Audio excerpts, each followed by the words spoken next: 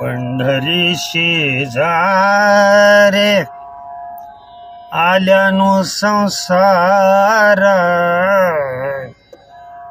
पंढरीशी जा रे आल्यानो संसार, दिनाचा सोयरा पांडुरंग, दिनाचा सोयरा पांडुरंग, पांडुरंग दिनाचा सोयरा पांडुरंग, वाट पाहे उभा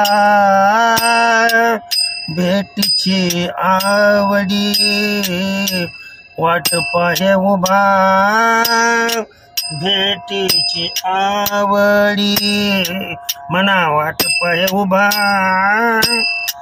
भेटीची आवडी, वाट पाहे उभा भेटीची आवडी, कृपाळू तातडी उता वेळ, कृपाळू तातडी उता वेळ, उता वेळ, कृपाळू तातडी उता वेळ, मागील परिहार पुढे नाही सीन, मागील परिहार पुढे नाही सीन, झाली या दर्शना एक वेळा, झाली या दर्शना एक वेळा, कृपाळू तातडी उता वेळ, कृपाळू तातडी उता वेळ. आता मागच्या म्हणणाराने ध्रुवपदच म्हणायचं आहे बरं का, लक्षात ठेवा. वाट पाहे उभा भेटीची आवडी, वाट पाहे उभा भेटीची आवडी, कृपाळू तातडी वेळ, कृपाळू तातडी उता वेळ, उता वेळ, कृपाळू तातडी उता वेळ. परमार्थामध्ये बर का, वारकरी संप्रदायात ध्रुवपद ज्याला म्हणतात ना, ते ध्रुवपद मुख्य कोणतं आहे त्या अभंगामध्ये ते शोधता आलं पाहिजे. गायकासारखं पुन्हा पहिल्या चरणावर यायचं हे वारकरी संप्रदायात आपल्या नाही. येते का लक्षात?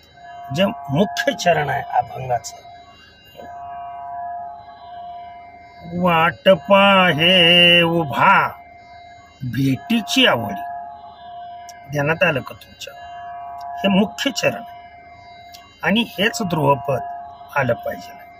आता इथं या अभंगामध्ये तुम्ही, या अभंगासाठी सांगतोय, पंढरीची वा पंढरीशी जा रे आलिया संसारा,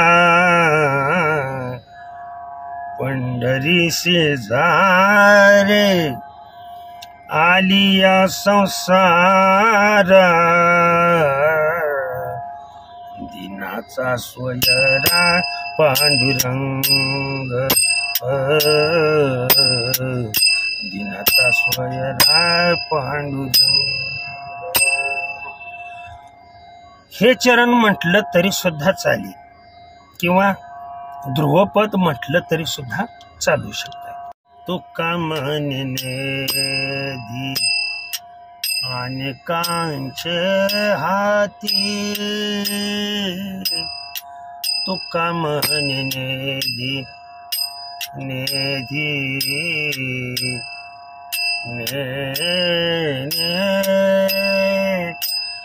नेदी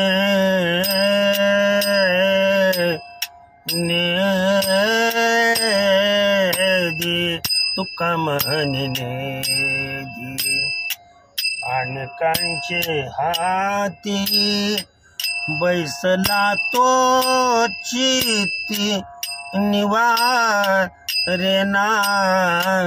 बैसला तो चित्ती निवारेना. आता इथे बर का दिनाचा सोयरा पांडुरंग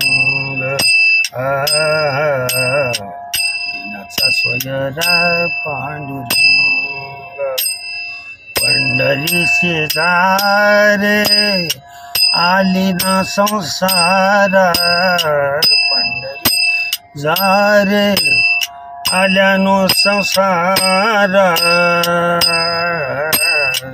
दिनाचा सोयरा पांडुरंग पांडुरंग दिनाचा सोयरा पांडुरंग. माझं फक्त काम चाल लावून देणे. आलं का लक्षात?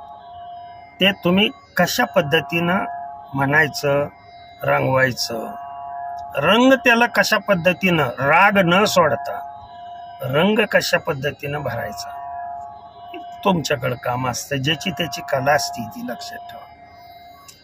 मी फक्त हा अभंग अशा पद्धतीनं म्हटला पाहिजे हे फक्त सांगतोय.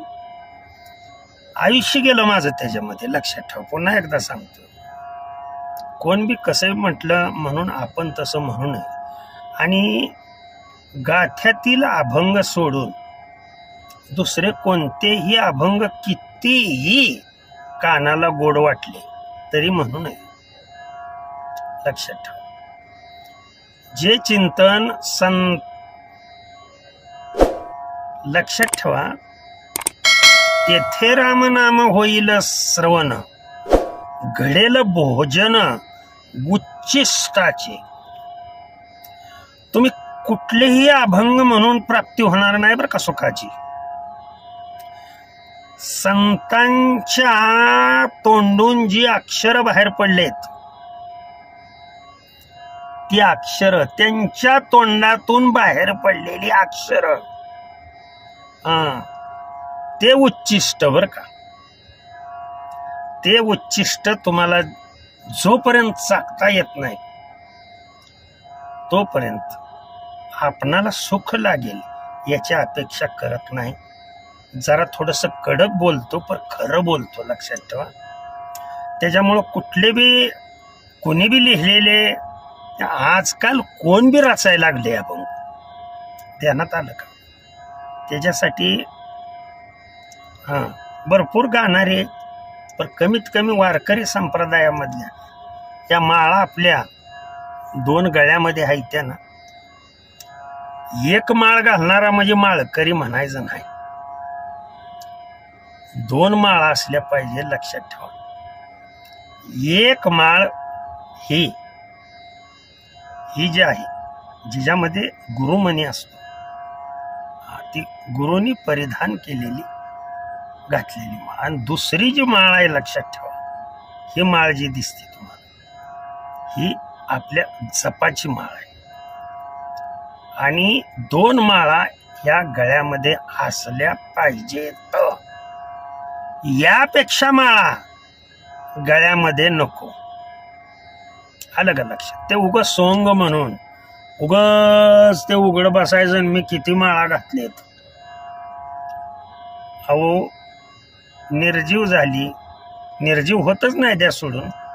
आता ही कधी घातलेली आहेत लहानपणी घातलेल्या माळा आहेत. आमच्या का निर्जीव झाल्या नाही कारण ही तुळशी सत्य. आता डुप्लिकेट तुळशींची बी माळ ती वर्षभरात खराब होती ध्यानात आलं. आणि जर त्यातूनही खराब झाली तर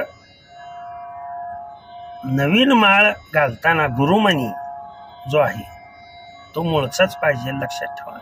आणि हा मूळचा मणी परिधान करताना बाकीचे जे मणी ते नवीन त्यामध्ये तोपर्यंत अन्नाचा कण आणि पाण्याचा थेंब मुखात जाता कामा नये. हे खऱ्या वारकऱ्याची लक्षण आहेत. मग आपण कोणतं वारकरी आहे ज्याचं त्याने ठरवा. रामकृष्ण हरी, विठ्ठल केशव.